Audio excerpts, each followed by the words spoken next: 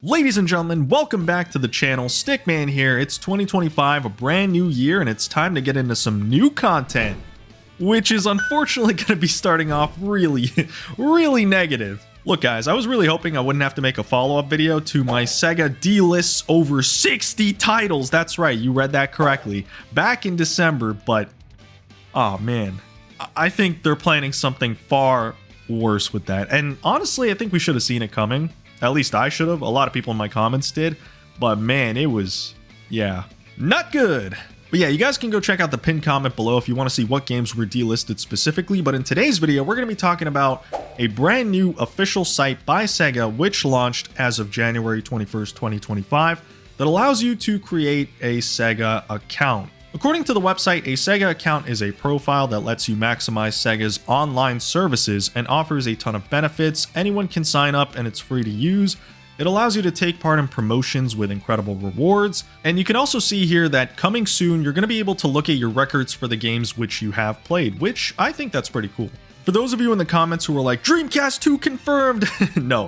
You can actually link your Steam, PlayStation, Xbox, and Nintendo accounts with Epic Games coming soon to the Sega account, which likely means that you're going to be able to get rewards for those accounts through your Sega account. So obviously no Dreamcast 2, and I just don't think Sega's ever coming back to the console market. Would love to be wrong though. So I made an account and I found out that currently there are only really two promotions going on. One, when you make and link an account, you're going to get a skin for the upcoming Yakuza game, Like a Dragon Pirate Yakuza in Hawaii.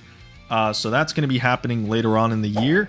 And there's also another collaboration with Phantasy Star Online 2. I think that's specifically for the Japanese accounts though, I'm not too sure, but here are some of the rewards you can get there.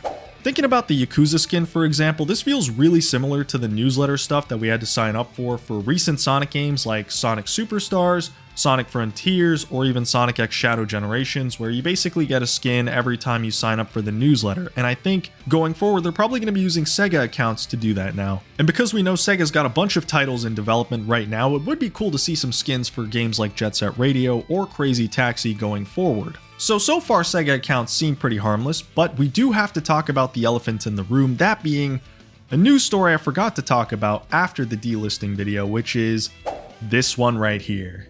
And this one was very spicy because it literally says in the article, Sega is considering launching its own Netflix-like subscription service for video games, a move which would accelerate gaming's transition towards streaming. And later on in the article, it says Sega's president Shuji Yatsumi told the BBC such subscription products were very interesting and his firm was evaluating some opportunities. We're thinking something and discussing something.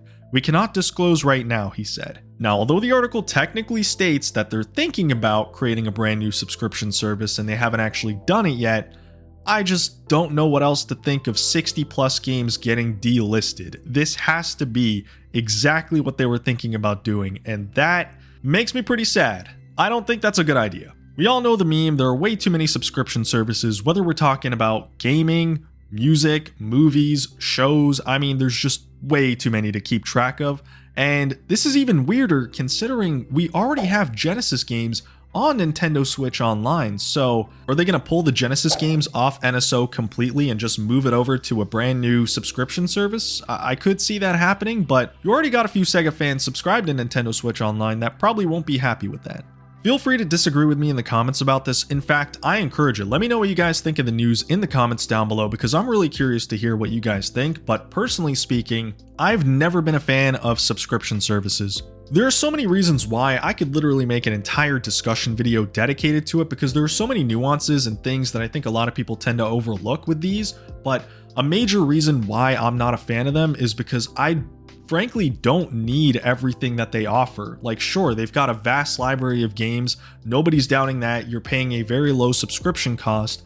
Nobody's doubting that either. So you're definitely getting good value for your money if you're playing a lot of those games. That's the problem, which for me, I only really want a couple of those games, and sometimes I want games on other subscription services, so now I've got to move over there, pick up that, or maybe sometimes there's certain games in higher tiers of a subscription service that now I've got to upgrade to that tier to get so I'm spending more money there. And sometimes the subscription service you're subscribed to could literally increase in monthly cost every couple of months or so. Like, I mean, that literally happened to me in Spotify. We've been seeing it happen a lot more and more with Netflix, Disney Plus. I mean, the list just goes on. How many more price hikes do you need to experience before you just end up saying enough is enough and then just cancel the subscription? That's something that I'm just not really a fan of. I would much rather have a system where I can only pick up a few of those games, preferably on sale, and go about my day. That's about it. I own them for life. I don't have to worry about paying a monthly subscription service.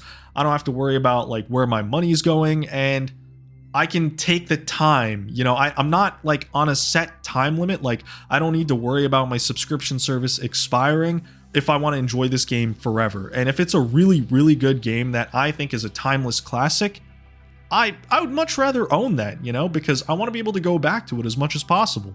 But I do want to be fair. I don't want to just talk about the negatives. Let's talk about the potential positives that could be coming with the Sega account system if they play their cards right. I could definitely see the account system being used for the potential Sega Super Game or Super Games, which we really don't know all that much about, but there is an article that I can link down below if you're interested to find out more. I could definitely see us using the accounts to log into that. Another great thing that I think could come out of the account system though is, imagine Sega games having crossplay.